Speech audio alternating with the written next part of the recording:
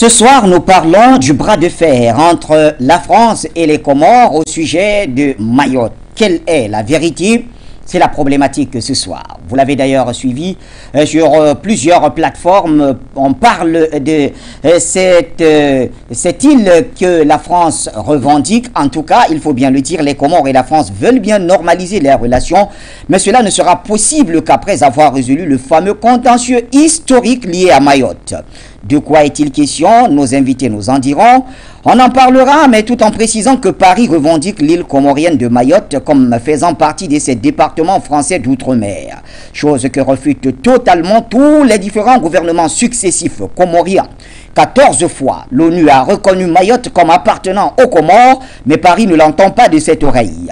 Que se passe-t-il entre Paris et Moroni? Pourquoi la France refuse-t-elle de céder Mayotte aux Comores, ce territoire qui pourtant est situé à plus de 8000 km de la France? Voici autant de questions qui trouveront réponse dans quelques instants.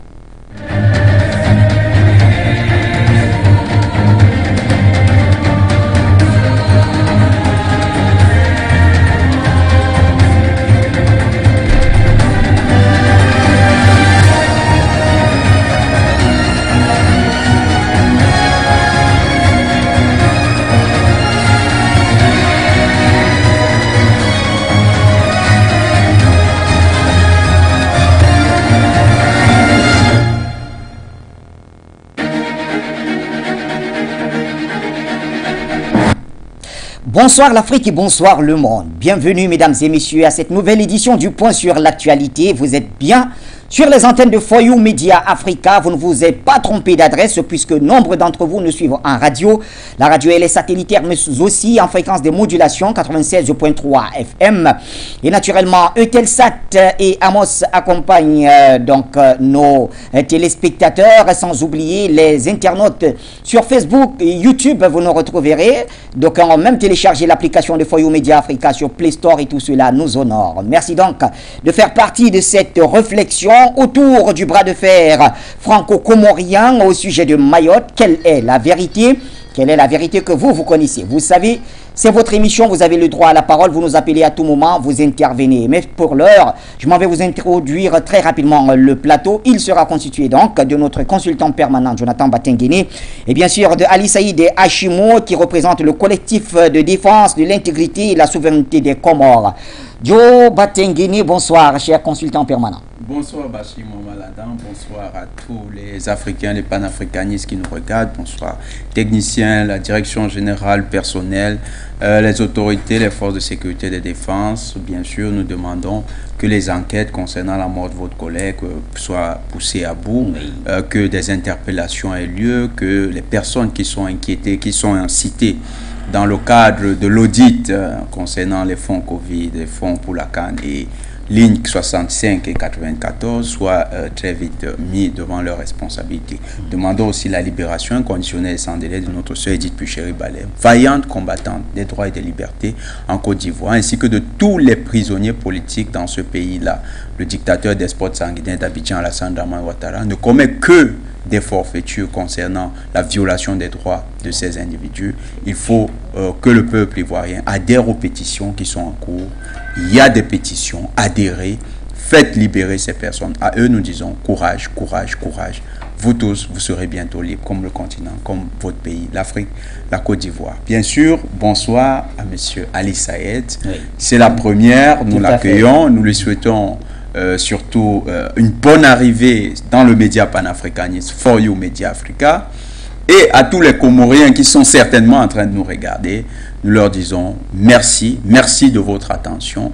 Et le combat ne fait que continuer. Le combat ne fait que commencer avec les Comores, mais il se poursuit déjà avec toute la galaxie panafricaniste. Merci Jonathan Batenguene. Et bien sûr, vous l'avez dit, nous sommes avec Ali Saïd Hachimo en duplex de Paris. Bonsoir Ali Saïd.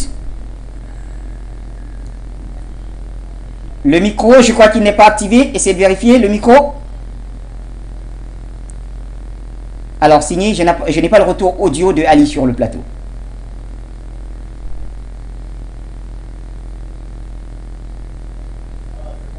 Voilà. Ali Saïd, bonsoir.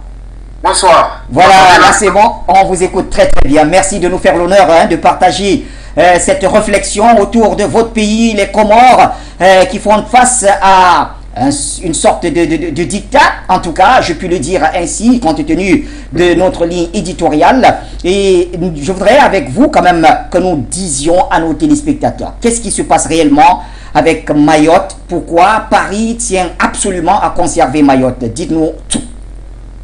Alors, tout d'abord, je vous remercie de nous donner l'occasion de nous exprimer sur Forum Media. Et c'est d'autant plus urgent que les différents narratifs pour les pro-colonisation, c'est-à-dire ceux qui sont du côté de la colonisation de l'île comorienne de Mayotte.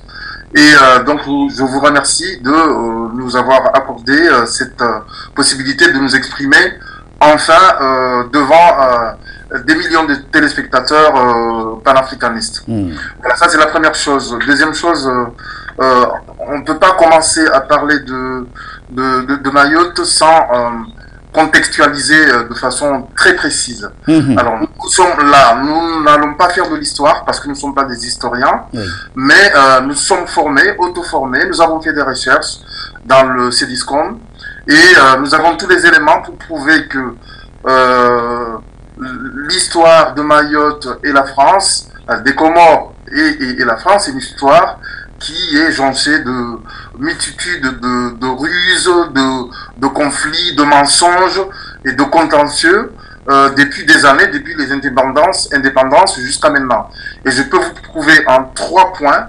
Et je pense que ce qui est important, c'est de commencer sur le plan juridique. D'abord, la question de l'île comorienne de Mayotte,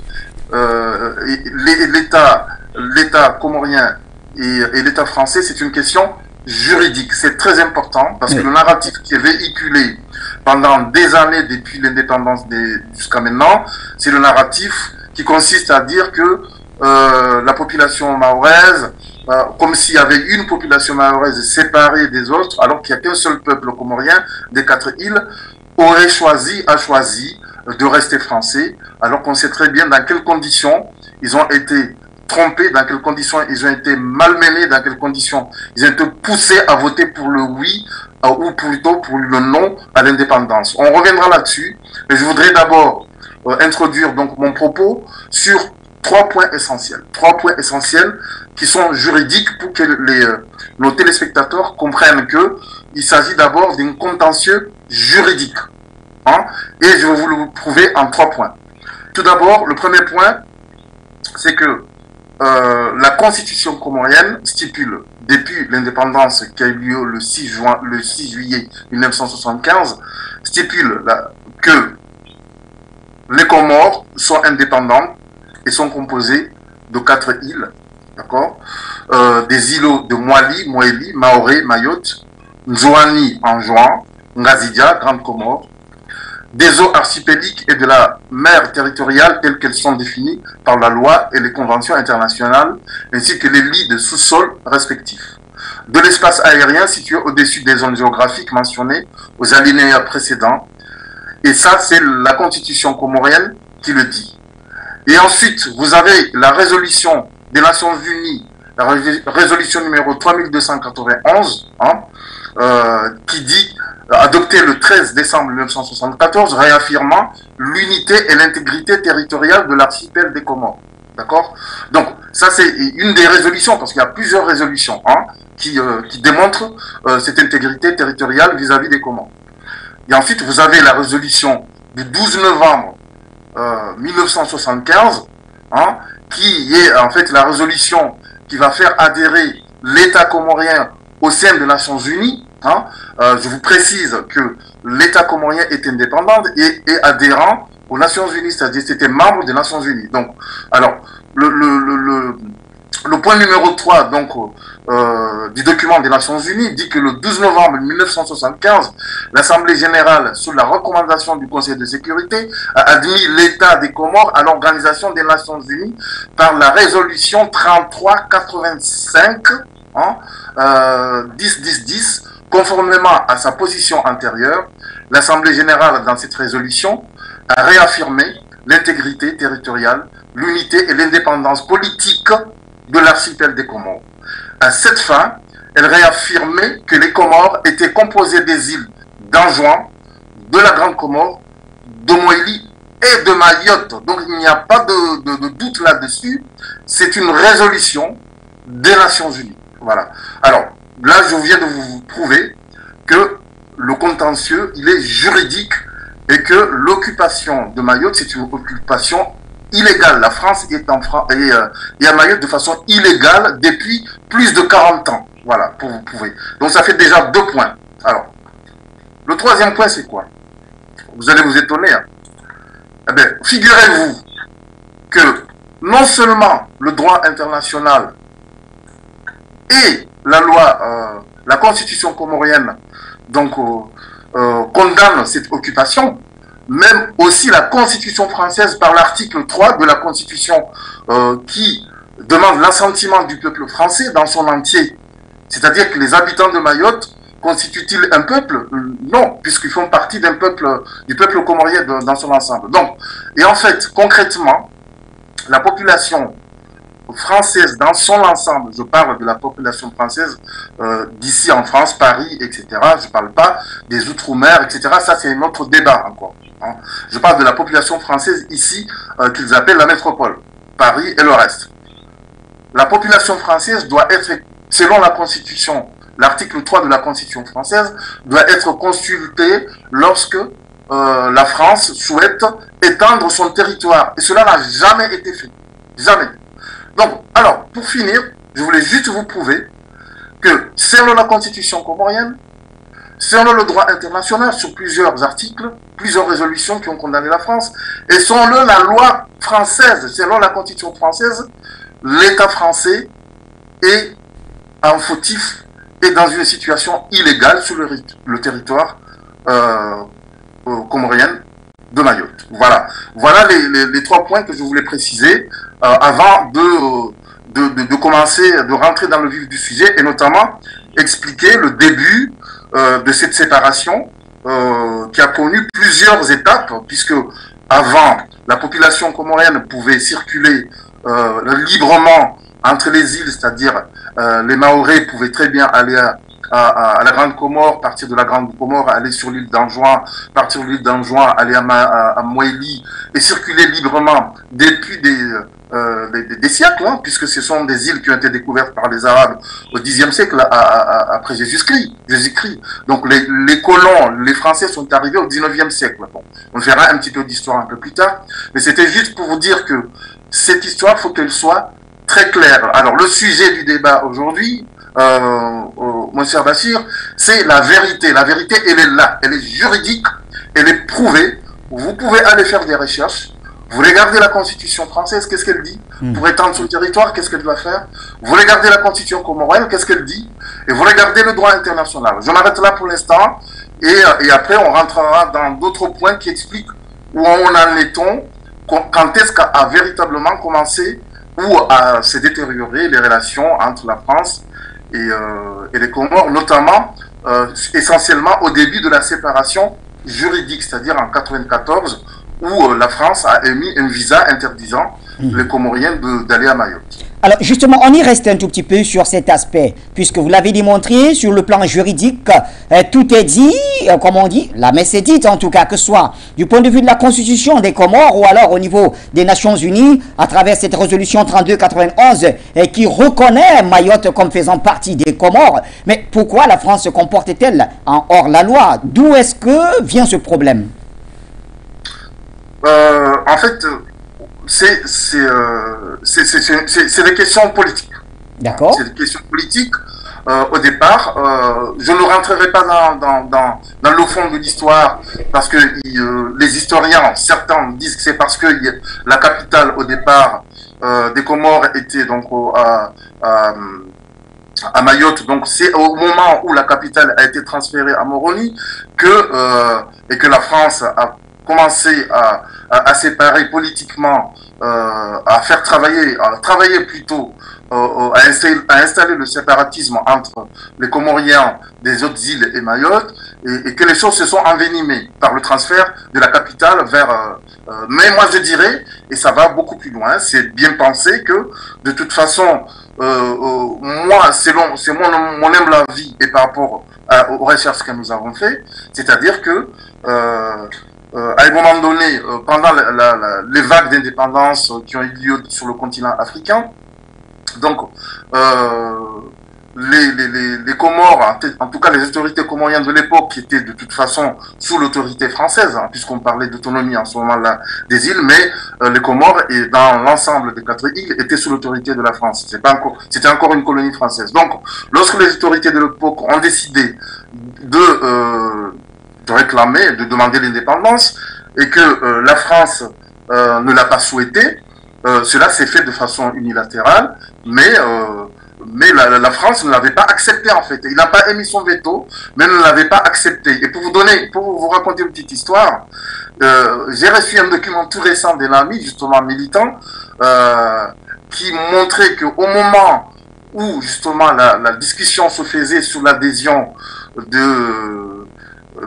des Comores aux Nations Unies, il y avait une autorité française, dont j'ai oublié le nom, vous m'excuserez, qui essayait d'attarder l'adhésion de l'État comorien aux Nations Unies, qui disait vous savez, ce qui serait bien, c'est que vous mettez de côté pour l'instant l'adhésion, on parle ça de plus tard, parlons plutôt de développement, etc.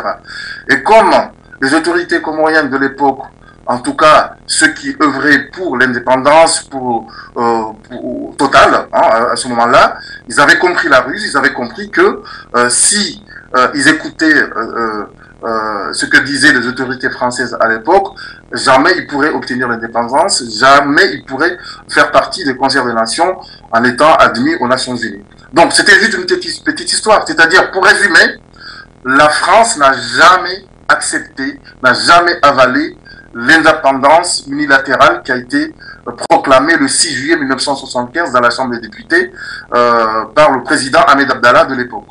Et surtout n'a pas aussi accepté le fait que les Comoriens, voilà, les autorités comoriennes de l'époque ont forcé la main, sont allés donc à Paris, enfin aux États-Unis plutôt, à New York, pour demander l'adhésion aux Nations Unies. Donc voilà ces deux points factuels, hein, avec des documents. Hein. J'ai un document là, je ne sais pas si vous me permettez, je peux vous le lire. Le président de l'époque, Ali Swali, envoie une lettre, donc que j'ai là sous les yeux. Il y a tout juste un an, le 12 novembre dernier, l'Organisation des Nations Unies a admis en son sein l'État des Comores, et par là, la même occasion, confie ses frontières naturelles et juridiques. Voilà, en fait, pour pas lire la lettre en entier, c'était juste pour vous expliquer le contenu de la lettre, c'est-à-dire le président Ali Swali de l'époque était en train d'expliquer au président Giscard, c'est un télégramme, à l'époque il n'y a pas internet, etc. Donc on est, attendez que je regarde la date, oui, attendez, est-ce que la date apparaît? Voilà, on est le 11 novembre 1976. Moroni, le 11 novembre 1976, c'est la lettre numéro 1215 /CE, écrite par Ali Swali, le président de l'État comorien de l'époque. Cette lettre a été envoyée à Giscard d'Estaing, lui disait que donc ils allaient appliquer, l'État comorien allait appliquer la résolution du 21 octobre 1976. Et que dit cette résolution? Elle dit que tout référendum, toute consultation qui seront faites sur l'île comorienne de Mayotte, avant, pendant et après, plus tard, c'est-à-dire de façon ultérieure, sont nuls et non avenus. C'est-à-dire que même le référendum, tous les référendums qui ont été faits après celui du 12 novembre 1974, hein, sont nuls et non avenus. C'est-à-dire tous les actes juridiques, consultations, référendums qui ont été faits sur le territoire comorien de Mayotte, la résolution du 21 octobre 1976, 31-4, annule tous ces référendums. Pour vous dire que les autorités de l'époque avaient bien verrouillé Donc juridiquement, tous les actes, je le répète, tous les actes, moi je n'invente rien, hein. Je lis des lettres, j'ai des documents factuels, là, voilà. Tous les actes que la France a fait sur l'île comorienne de Mayotte sont nuls et non avenus, et c'est la raison pour laquelle les Nations Unies n'ont jamais reconnu Mayotte comme étant un territoire français.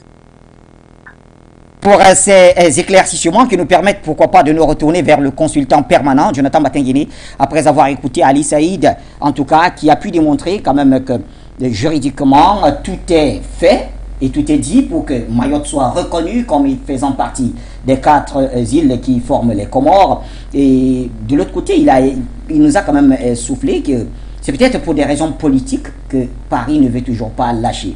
Alors, à côté de ça, j'ai envie de dire que malgré tout cela, il y a que tous les gouvernements successifs des Comores ont toujours rejeté le fait que Mayotte soit un département français d'outre-mer.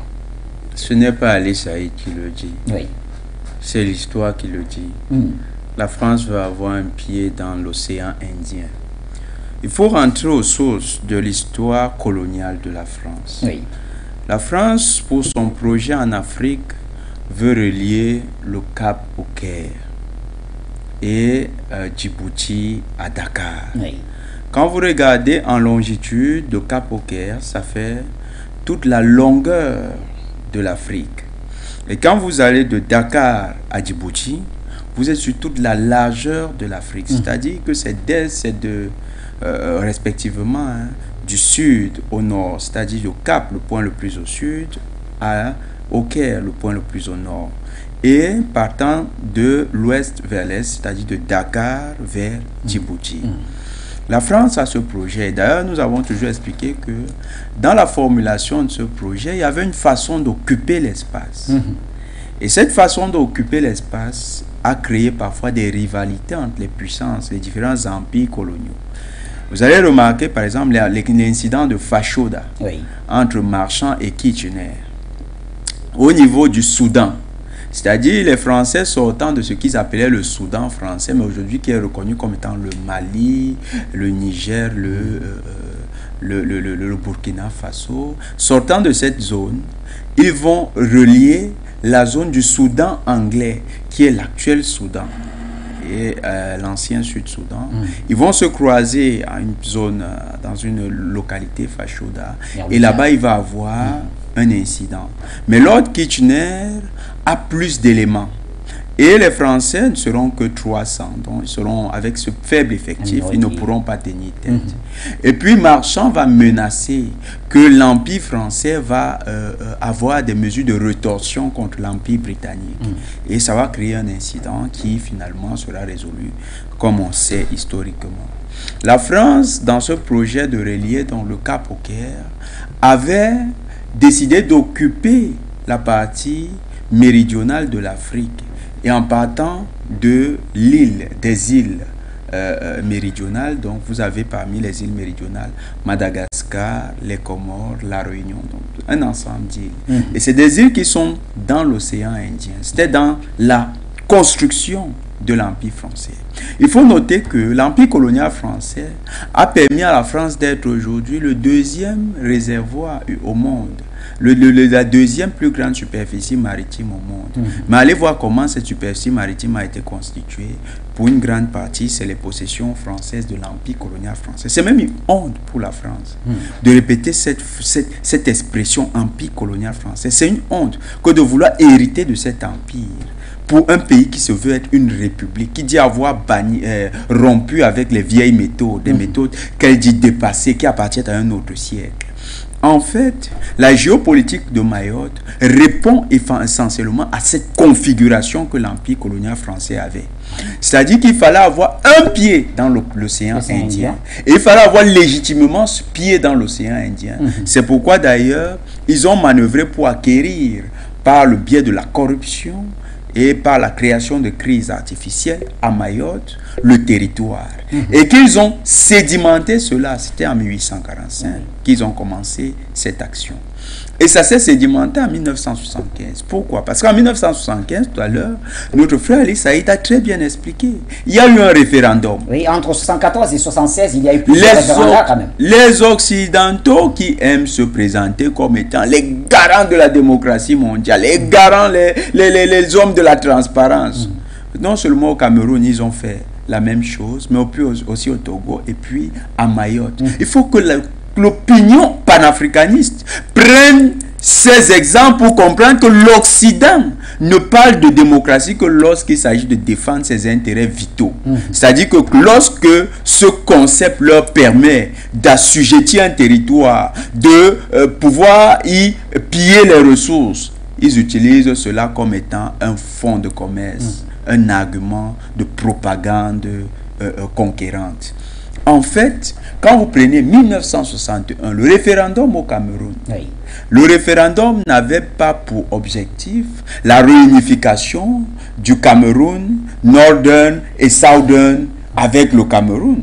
Non, c'était le Cameroun oriental et le Cameroun occidental, Western Cameroun, et Southern Cameroun, et les Southern Cameroun, qui étaient au pluriel, ont été démantelés. C'est-à-dire que, à la fin, les Britanniques nous expliquent que non, il y a la partie nord, qu'on appelait Northern Cameroun, qui était acquise. C'est les territoires qu'on connaît aujourd'hui au Nigeria, Yola, Kaduna, et une partie de Kano, qui sont allés au Nigeria. C'est une partie du Cameroun, s'il fallait se fier à leur concept de démocratie. Mais pour garantir les intérêts britanniques, on a segmenté cette partie, elle a été amputée au Cameroun et on a laissé au Cameroun le Southern, l'autre partie du Cameroun, qui aujourd'hui est revendiquée par une bande, on ne sait pas trop, mais peut-être qu'ils ignorent quelle est l'histoire même de ce territoire. Donc, vous avez la même forfaiture que la France va reprendre au niveau de Mayotte. En 1975, le référendum est organisé. Le référendum ne vise pas à choisir laquelle des parties des Comores va adhérer à la France. Le vote est sans appel. Plus de 90%, disons, score soviétique dans un pays qui est sous contrôle de la France. Un score soviétique, comme il disait à l'époque. Mais les Français vont quand même avoir la bonne astuce de dire, dans ce score, il y a Mayotte qui n'a pas voté pour. Ça veut dire en fait, excusez, on va prendre le raisonnement par l'absurde. Ils ont raison. Disons qu'ils ont raison. Ça veut dire que comme Macron, il est président de la jeune française, président de la France. Macron là. Ça veut dire que les départements qui n'ont pas voté majoritairement Macron, en principe, ils ne devraient même pas accepter qu'il les dirige. S'il faut se fier à ce genre de démocratie. Je vous comprends. Parce qu'en ce moment-là, ce n'est que les territoires qui ont voté pour, qui se reconnaissent dans Macron. Et donc, les départements français qui ont voté pour Macron sont dans les départements qu'ils dirigent. C'est eux qui se reconnaissent dans le dirigeant de la France. Mais ceux qui n'ont pas voté Macron, ils ont la liberté. S'il faut se fier à ce principe qu'ont institué non seulement la Grande-Bretagne, mais la France, dans les territoires en décolonisation, il faut bien qu'on agisse de la sorte. C'est-à-dire que les Français qui n'ont pas voté Macron ne devraient même pas reconnaître les lois que Macron promulgue. C'est ça le principe. Mais vous allez voir qu'ils ont dévoyé dans l'idée de la démocratie dans l'organisation de ce référendum. Et cette forfaiture a été encouragée en 2009 à l'occasion d'un référendum illégal, illégitime, qu'ils ont pourtant entériné. Et les mêmes gens vont venir donner des leçons à la Russie en disant à la Russie, pourquoi vous avez pris la Crimée? Mais vous violez le droit. Ces gens sont pas libres de vous adhérer à votre pays. Mais nous, on peut piller, on peut voler Mayotte. Vous n'êtes pas libre de faire pareil. Démocratie à géométrie variable. Encore un élément qui concourt à comprendre que la France ne défend pas la démocratie. La France défend essentiellement ce qu'elle entend être ses intérêts vitaux et qu'elle présente comme étant la démocratie. Le cas de Mayotte, c'est une forfaiture à ciel ouvert. La France entérine en 2011 en faisant de Mayotte un département ouvertement français, unilatéralement. Ils n'ont même pas eu besoin de la reconnaissance internationale. Merci à Ali Saïd. Parce qu'il a montré les textes juridiques qui montrent que la France n'avait même pas le droit de reconnaître ce département. Tout à fait, la résolution onusienne 3291. Ils ont fait exactement comme ils disent que les Russes ont fait en Crimée. Ils ont dit, oh, on vous dit que c'est notre département. Celui qui a le courage qu'il vienne revendiquer. Et cela en menaçant les Comoriens qui sont les véritables propriétaires de Mayotte. Voilà un peu le visage de la démocratie française. Mais il y a pire. Qu'est-ce qu'ils ont fait des Comores? Les Comores sont devenus un pays qui vit sous le diktat de Paris. Qui ne se souvient pas du coup d'état de Bob Denard? Mon frère Ali Saïd a parlé tout à l'heure du président de l'époque. Oui, il va nous rappeler qui a été balayé par un coup d'état du mercenaire de la jeune française Bob Denard, avec une bande d'arrivistes, de petits mercenaires qu'il a formés sur l'île, qu'il a ramené d'autres, des parachutistes sont même venus l'épauler, les parachutistes français. Et j'ai vu un documentaire sur une chaîne principale de la France, où un individu qui aurait dû être mis aux arrêts se vantait de ce que à l'époque, il était au ministère des Affaires étrangères et cette histoire était passée devant lui. Ils ont dû signer et les renseignements ont validé et ils sont allés faire cette forfaiture. Ali Souali, c'était le président. Voilà. Ali Souali. Vous voyez des gens sérieux. Un pays qui dit être sérieux, hein, vous dit que ces ministres témoignent à la télé que nous là, on a fait le coup d'état. Et les gens là, ils veulent donner les leçons à Assimi Goïta. Les gens qui font ça, ils passent dans leur propre télé, ils se gargarisent. Nous, on a validé le coup d'état. Bob Denard est parti, ils disent même en fumant un peu, en prenant un peu de whisky. C'était un petit pays, c'était tellement facile. Mais nous, on s'est dit, si ça marche, ça marche. Ils en parlent. Et il s'agit de la vie de milliers de personnes. 2 milliers de personnes. Ils ont fait des Comores un pays où la démocratie était devenue simplement une affaire de respect des dictats de Paris. Et Bob Denard était l'agent par lequel tout ceci se déroula. Hormis Bob Denard, ils ont utilisé encore d'autres mercenaires. Aujourd'hui, les Comores dont nous parlons, c'est un pays qui est sous hypothèque. Vous arrivez, les Comores que vous entendez, Bachir, il n'y a pratiquement plus, ils sont en train de combattre l'agriculture par les Comoriens. La France, comme vous entendez, cette France est en train de détruire l'économie des Comores, qui est une économie principalement halieutique et agricole. Et comment? Ils ont fait voter une loi suivant laquelle il n'y a que le type, la LVMH. Oui. Le Benoît Arnault, je crois bien c'est Benoît Arnault, le plus riche de France. C'est lui qui a toutes les grandes surfaces aux Comores. Et c'est pas ces grandes surfaces que désormais il est en train de tuer les petits commerçants, les petits distributeurs des Comores. Voilà la démocratie française. Ils ont fait voter une loi suivant laquelle, désormais, pour importer sur l'île, c'est LVMH qui peut seulement faire venir de quoi manger sur l'île. Donc, ils veulent contrôler toutes les Comores. Donc, ils n'ont pas seulement volé Mayotte.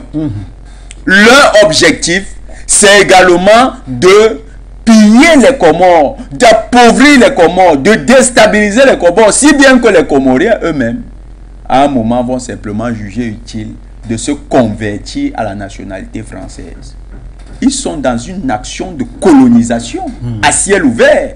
La France n'est pas dans le respect de la souveraineté des Comores. L'amputation de Mayotte ne participe que d'un vaste projet de conquête coloniale aux Comores. Et ceci, ils le font en détruisant toute formation nationaliste comorienne. Les indépendantistes comoriens, vous avez vu notre frère Ali Saïd, il pourra témoigner. Ils se comptent au compte-gouttes dans les îles. Les îles des Comores, ils se comptent au compte-gouttes. Ils ne peuvent pas être nombreux. Pourquoi? Parce qu'ils sont traqués. Dès lors qu'on remarque que vous êtes indépendantiste et que vous êtes sur les grandes îles, eh bien, vous êtes pourchassés. Voilà le système que la jeune française, nous l'appelons une jeune, la jeune française a institué une injustice à ciel ouvert. Et merci, aujourd'hui, le débat panafricaniste permet de se réapproprier la question et de poser, parce qu'il y avait un silence complice qui était en train d'entretenir cette situation. Merci Jonathan Batengene. Retournons vers Ali Saïd. Ali Saïd, justement, quand on a écouté tout ceci, on a quand même envie de se poser une question. C'est l'ONU qui a reconnu à travers cette résolution et a 14 fois reconnu Mayotte comme faisant partie intégrante des Comores. Mais aujourd'hui, que peut cette ONU face au refus de la France? Pour ne pas dire, est-ce qu'elle ne pourrait pas utiliser de prendre des mesures contraignantes vis-à-vis de la France pour l'amener quand même à appliquer cette résolution? Alors, Bachir, comme la plupart des panafricanistes, je le suis. Je fais une parenthèse, je suis aussi secrétaire général de l'ENS, organisation néo-panafricaniste, dont vous entendrez parler d'ici quelques mois. On a de gros projets en route par rapport à toutes ces questions d'occupation, de bases militaires, de démantèlement du franc CFA, etc. et du franc comorien. Bon, nous sommes sur ces travaux-là. Et ce que je peux vous dire, c'est que, comme vous le savez, là, notre ami Jonathan Batengene donc, a fait un très bel exposé sur le plan géopolitique, et je confirme tout ce qu'il a dit. Mais vous savez très bien que les Nations Unies, il y a les textes juridiques, il y a le droit international, mais il y a aussi il y a le droit de veto. La France fait partie des 5 nations donc, qui ont le droit de veto aux Nations Unies. Donc, pour faire passer une résolution, c'est pas évident. Donc, vous pouvez voir que le cas du Mali, là, le Mali a déposé une demande d'accusation par rapport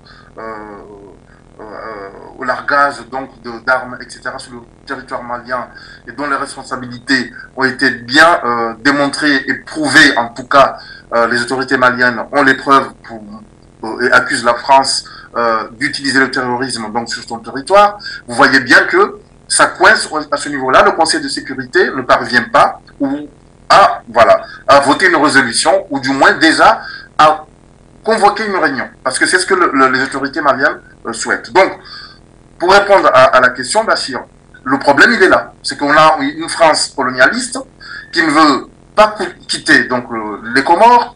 Et là, Jonathan l'a bien précisé, la France non seulement poursuit à faire signer des contrats de défense avec chaque État comorien, avec la promesse de quelques subsides, de quelques subventions par-ci par-là, de quelques millions par-ci par-là, pour taire la question de Mayotte. Et résultat, le territoire comorien, il est contrôlé aussi bien au niveau du territoire, qu'au niveau aérien, qu'au niveau maritime, par la France. Et c'est pas possible, on ne peut pas continuer dans ce sens-là. Donc, la réponse que je peux apporter à cette question précise, Bachir, c'est qu'on n'en sortira pas, tant que il n'y a pas que les Comores d'ailleurs. Sur la question des territoires occupés au niveau du continent, on ne s'en sortira pas si l'ONU n'est pas reformée, et s'il n'y a pas une place, par exemple, de l'Union africaine, lorsque l'Union africaine elle-même sera reformée, parce que c'est encore un autre débat, pour que l'Union africaine soit complètement indépendante et qu'elle ait une place au Conseil de sécurité. Il faudrait que l'Union africaine, comme ça a été, je crois que c'est Jonathan qui l'avait dit dans d'autres émissions, ou plutôt c'est Yann Timba, donc il a dit dans une des émissions, qu'il faudrait que les représentants au Conseil de sécurité du monde soient continentaux, c'est-à-dire un représentant de l'Asie, un représentant de l'Afrique, un représentant de l'Amérique, etc. Ça serait beaucoup plus juste à ce niveau-là. Donc, pour répondre à la question précise, je ne vois pas d'autres issues. Peut-être il y a une autre issue. C'est le chemin du panafricanisme. C'est ce que nous sommes en train de vivre en ce moment, avec cet engouement ou cette volonté de libération de l'Afrique, cette envolée donc, du panafricanisme au Mali, au Burkina Faso et en Guinée et en Centrafrique, et on espère à l'est de l'Afrique. Et je signale qu'il y a des choses qui se passent un petit peu en ce moment en juin, c'est une des 4e îles donc, des Comores. Il y a peut-être cet espoir-là, c'est-à-dire sur le plan géopolitique, moi je ne vois pas d'autre solution les États dits faibles, comme les Comores, hein, qui n'ont pas une armée puissante, ils n'ont pas d'autre choix que de s'allier à une grande puissance comme la Russie ou comme la Chine pour pouvoir s'en sortir, parce que c'est pas possible. Jonathan l'a bien précisé là, les Comores sont complètement paralysés par une grande puissance à tous les niveaux. L'espace aérien est occupé, le territoire de Mayotte est occupé, mais la France aussi contrôle aussi les autres îles de façon indirecte. Voilà, ça il faut le savoir. Il y a une station d'écoute qui se trouve sur l'île de Mayotte qui surveille tout l'espace comorien. Si vous ne le savez pas, je vous le dis. Et vous pouvez faire des recherches, vous verrez bien que la France a une station d'écoute depuis des années qui se trouve à Mayotte, qui contrôle. C'est une station donc qui recueille des renseignements et qui vend des renseignements.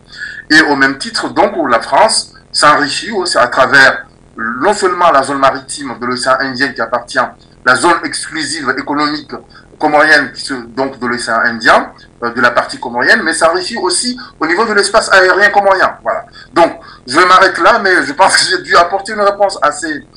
J'ai voulu apporter une réponse un peu plus précise et un peu plus claire que là, c'est le problème de David et Goliath. Tout le monde le sait. Hein. Voilà. Tout à fait. En tout cas, la réponse, elle nous satisfait énormément. Hein, et on sait qu'on ne pourra pas dire mieux que ça. On va prendre quelques appels, cher Batengeni, Jonathan, avant de revenir vers vous.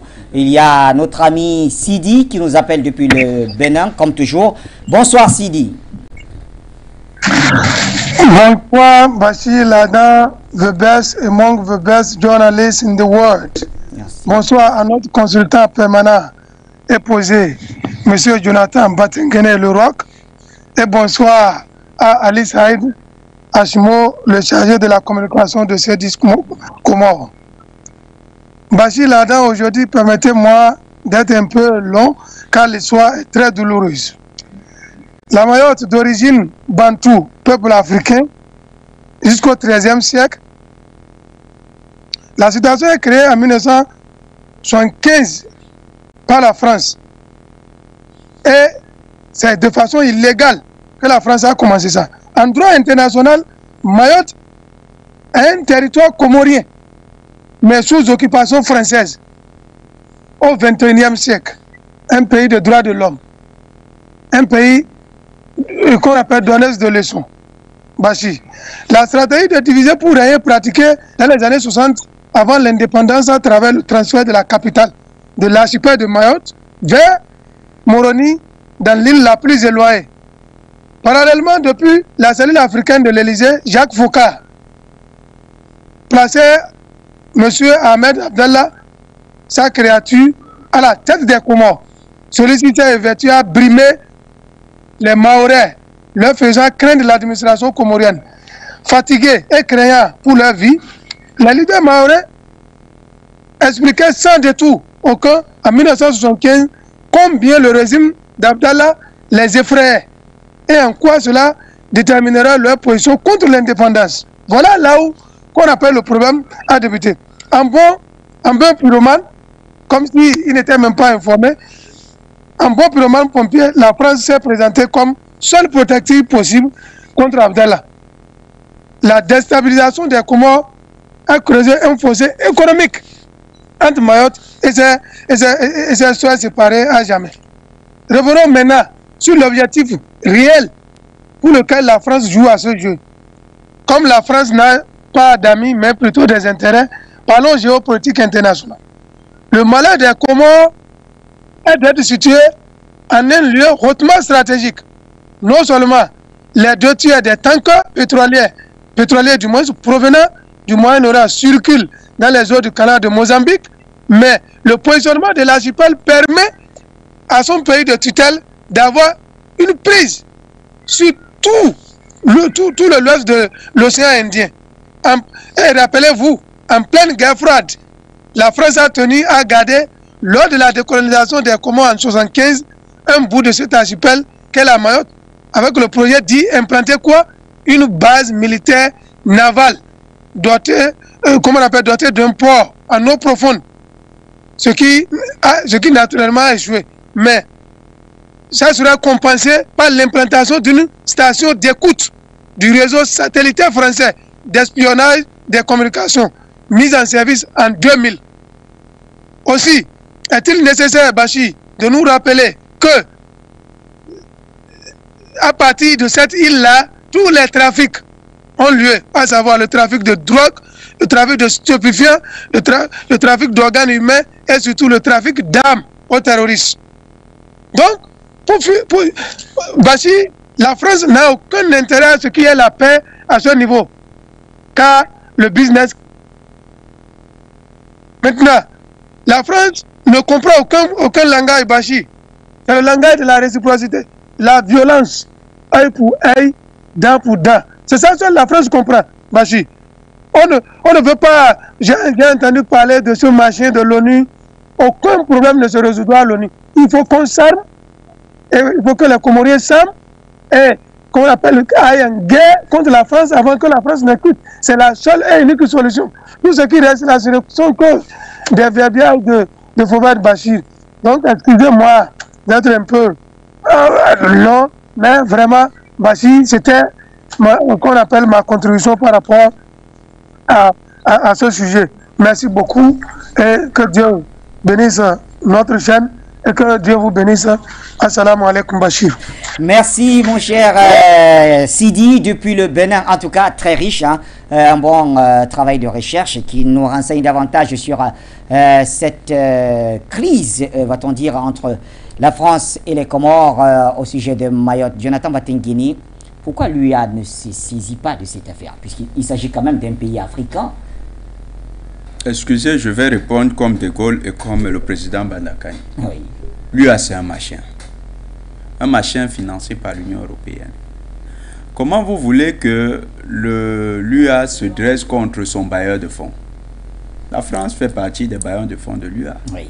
D'ailleurs, ils ont un toutou au niveau de la tête à la tête de l'UA. C'est monsieur Mahamat. C'est... Vous dites à la commission? À la commission. Moussa Faki Mahamat. Moussa Faki Mahamat. Oui. Qui lui-même rêve d'être président du Tchad par les entre-gens de la même junte française. Vous voulez que l'UA s'exprime quoi? Comment? Que Moussa Mahamat fasse pression sur les gens sur qui il compte pour aller prendre le pouvoir au Tchad. C'est comme si vous lui demandiez de prendre une arme et de se tirer une balle à la tempe. Donc c'est un suicide pour lui. Il ne le ferait sous aucune condition. Est-ce qu'on pourrait s'attendre quand même à ce que les choses changent un tout petit peu, puisque dans quelques semaines, le président comorien va prendre la tête de la présidence tournante de l'Union africaine? Est-ce que à cette occasion, on pourrait voir quand même les choses aller un tout petit peu de l'avant dans le dossier Mayotte? Bachir, nous n'allons pas vendre de la poudre de perlimpinpin ici. En disant aux Africains, dès que le président comorien va prendre, il va convaincre qui? Il aura peut-être 2 ou 3. C'est père africain. Disons, il aura 2 ou 3. Bon, disons, il aura 6 ou 10 présidents qui seront d'accord avec lui. Oui. Mais les 10 qui est prêt à aller faire la guerre à la France pour l'enlever là-bas?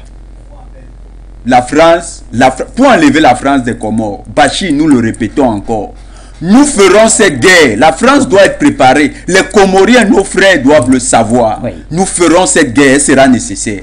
Pour que la France quitte les Comores, il faudra qu'on les fraye, qu'on y aille avec des gros moyens, parce que vous avez suivi tout à l'heure, Sidi. Il y a ces éléments que nous comptions mobiliser. La question de l'enjeu stratégique du canal du Mozambique, oui. C'est un canal très important. La France se tire des subsides de ce commerce international. La France veut aussi jouir de cette position stratégique pour peser au sein de l'OTAN, parce que la France va dire quand même aux États-Unis, vous avez le golfe d'Aden, mais nous contrôlons le canal de Mozambique qui est plus en amont. Et donc, nous avons un impact considérable pour limiter la fameuse route de la soie des Chinois. Voilà les problèmes. Donc, pour qu'on dégage la France de là, il faudra qu'on sorte aussi les muscles. Nous sommes dans un combat, mais il faut d'abord que les pays qui ont la capacité de porter cette bataille soient libérés. C'est pourquoi nous... Est-ce que le président Azali Assoumani pourrait pencher vers la solution, par exemple, proposée tout à l'heure par notre ami Ali Saïd, c'est-à-dire aller chercher des partenaires? Il a cité par exemple la Russie, il a cité la Chine. Est-ce que en allant vers ceux-là, le rapport de force pourrait changer? D'abord, il y a le premier élément. Oui. Le peuple comorien. Ils doivent se lever. Ils disent non, on ne veut plus. Les Maliens sont sortis, les Français les ont tués. C'est leur pays, c'est pas leur pays. Les Comoriens doivent se lever.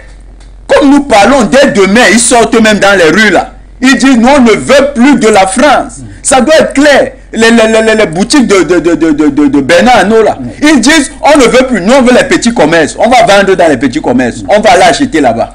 Ils disent, notre ciel, ce n'est pas votre ciel. Vous arrêtez. Assimi Goïta les a chassés. Ils ont bombardé le Mali. C'est le peuple. Et on ne doit pas commencer par le président.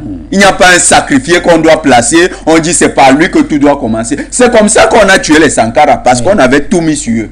Il ne faut pas miser sur un homme comme le président. Le président n'est pas devenu le sacrifié de l'histoire. C'est vrai. Sur lui pèse un poids historique et politique majeur.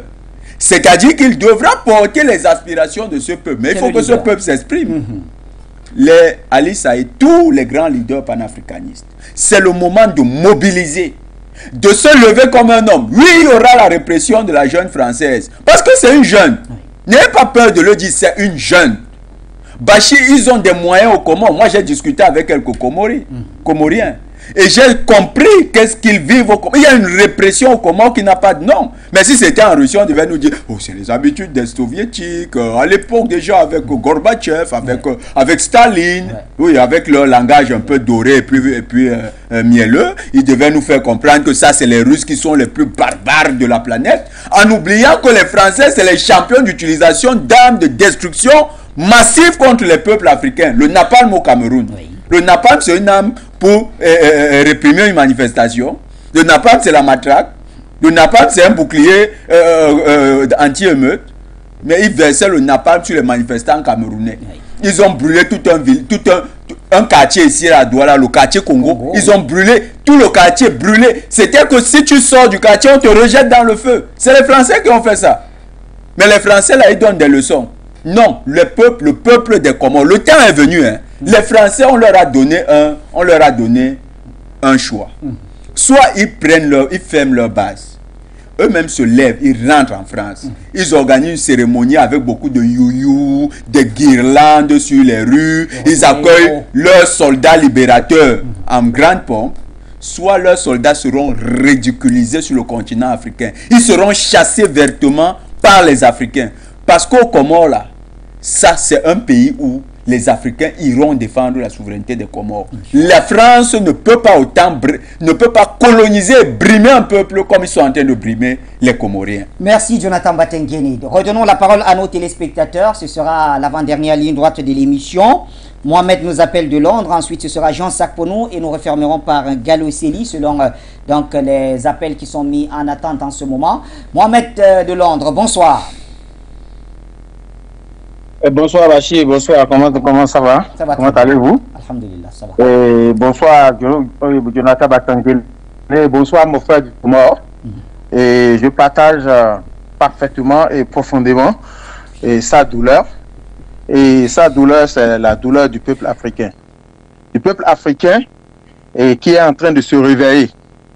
Je suis content que mes deux prédécesseurs, que mon prédécesseur Jonathan Batengene ait relevé cet aspect de la lutte, qu'il faudra définitivement en venir aux mains avec les Français. Il le faudra. Il faut que la jeunesse africaine comprenne que le seul langage que la France comprenne, c'est la réciprocité. Et il faudra en venir aux mains avec ces gens-là qui ont tant tué les Africains. Il est temps que cela cesse. Il est temps que cela cesse. Et il faut muscler désormais le langage. Il faut muscler le débat. Il faut réveiller les consciences. Il faut réveiller les ardeurs, réveiller la virilité des Africains. Africains, unissez-vous. Le Madagascar est dans le même cas. Il y a aussi le même problème au Madagascar.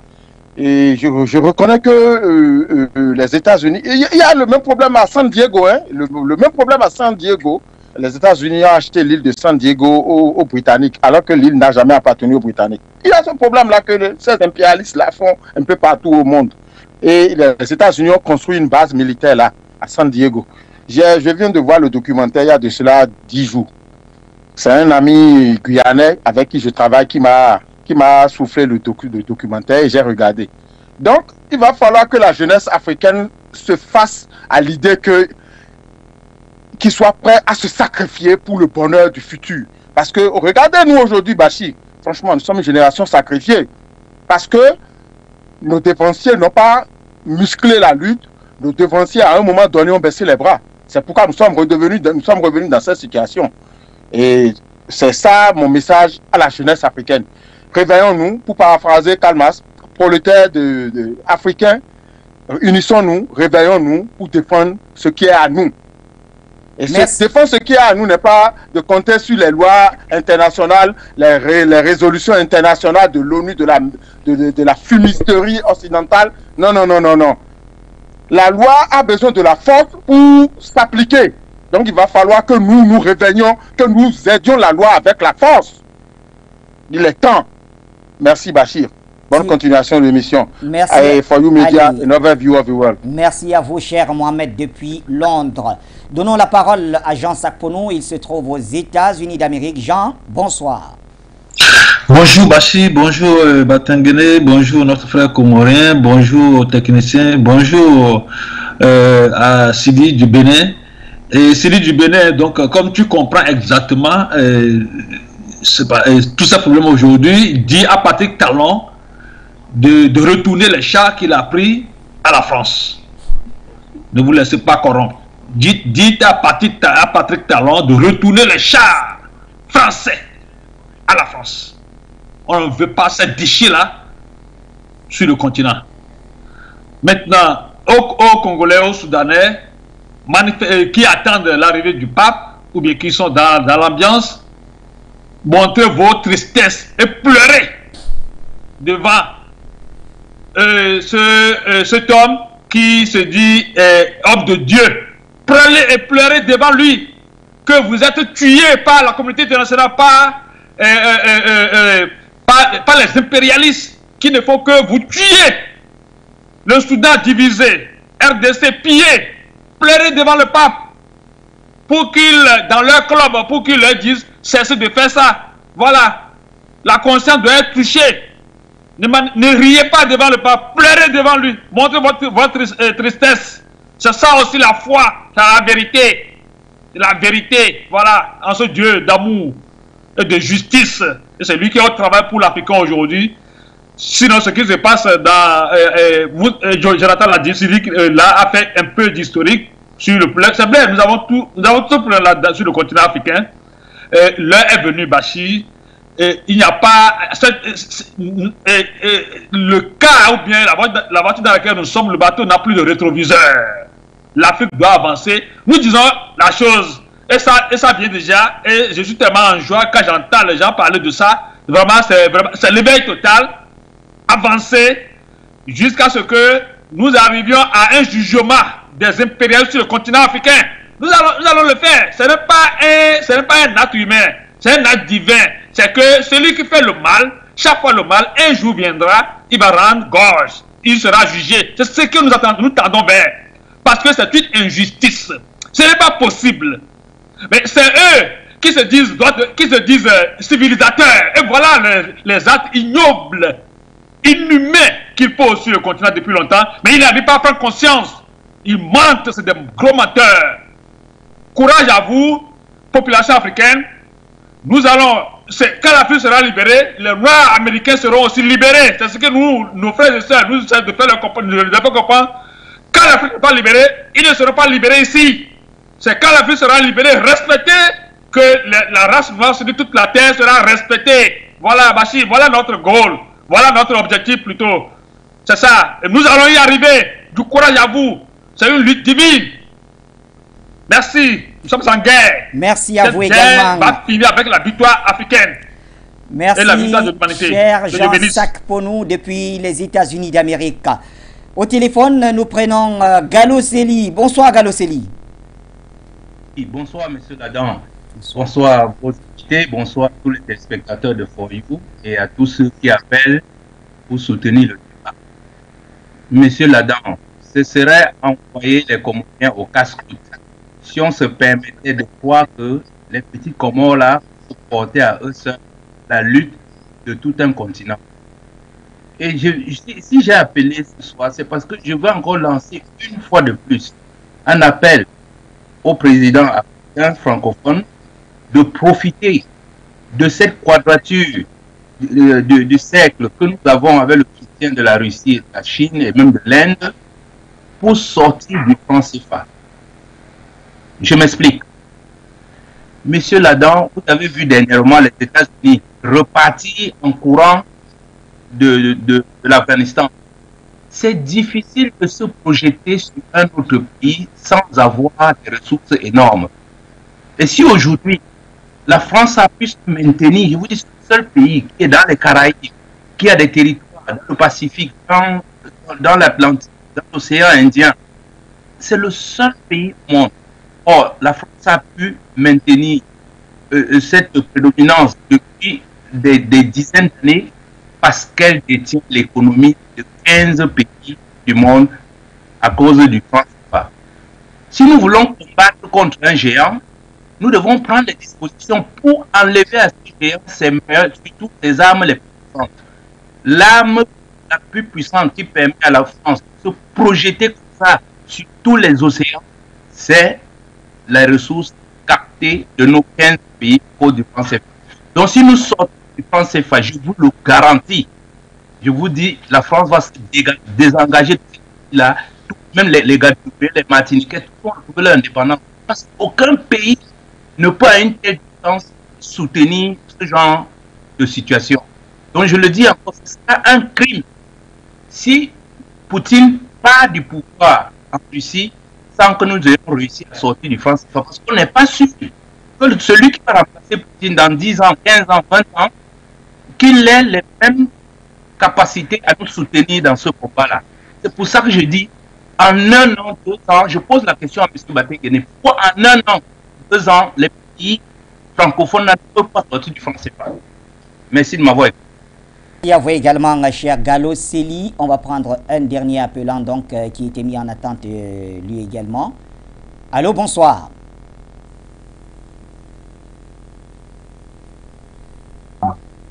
Allô? Oui, bonsoir monsieur, quel est votre nom? Vous nous appelez d'où? Oui, je vous appelle de France, M. Baka, M. Bachi. Je suis comorien. Or, la question est pourquoi le président actuel devrait participer au niveau de l'OIA pour réclamer le Comores. Le président qui est actuel, il est plus que Bob Denard dans notre pays. Il était déjà président avant. Il avait une ministre des Affaires étrangères qui s'appelait Amnesty, le dossier à l'époque de Kofi Annan, qui avait le secrétaire général des Nations Unies. Il a mis le dossier du Mayotte sur la table pour que la France restitue l'île de Mayotte aux Comores. Le président lui-même, avec son ministre des Affaires étrangères, M. Amnesty, la France les appelait, il les a dictés, les a mis sur terre pour enlever le dossier. Le ministre des Affaires étrangères, M. Amin Soïf, il était obligé d'enlever le dossier, de rapporter le dossier 10 ans après. Or, ce président, 10 ans après, ce président, il est revenu. C'est mercenaire pire que Bob Denard. Nous, les Comoriens, on préfère Bob Denard que ce président. Or, la première histoire de ce président, il était chef d'état-major de l'armée comorienne. Bob Denard, il est arrivé dans notre île, il a pris un président élu démocratiquement en otage, il a mené jusqu'à l'île de la Réunion, emprisonné pendant 6 mois, pour qu'un nouvel vote se fait sans ce président. C'est lui-même, le président qui est actuel, qui était chef d'état-major, aussi une humiliation, un peu indépendant, un président qui était pris en otage, d'être amené dans un département français. Ça veut dire que c'est la France qui a pris le président, c'est pas Bob Denard. Puisque comment ça se fait son avion? En tout cas, merci à notre cher appelant. Bon, l'émission ne fait pas le procès du président Azali Assoumani, donc certainement à d'autres occasions, vous pourrez vous exprimer librement en ce qui concerne le président Azali Assoumani. Pour le moment, la thématique était donc située essentiellement sur la question de Mayotte, dans ce bras de fer qui oppose la France aux Comores. Et le dernier mot, on va le donner justement à Ali Saïd, puisque nous rendons l'antenne dans 2 minutes. Ali Saïd, comment on referme cette édition?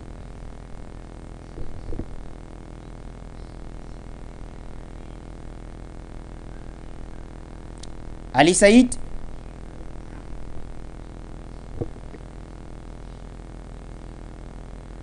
Vous m'entendez pas? Là, on vous reçoit très bien. Voilà. Voilà. Donc, effectivement, je suis conscient que on ne peut pas tout dire en 1 heure. Hein. Oui. Donc, si la possibilité viendrait de débattre encore sur d'autres sujets sur le même thématique, nous sommes bien volontiers ces discours. Alors, qu'est-ce que je peux dire en 2 minutes, si ce n'est que pour survoler 2 points quand même qui sont essentiels, c'est que je voudrais que les panafricanistes et les millions de téléspectateurs donc africains qui sont sur le continent comprennent bien que les Comores, c'est 4 îles et il y a une histoire commune. Donc, on a la même histoire qui date avant l'arrivée des colons, donc au Xe siècle.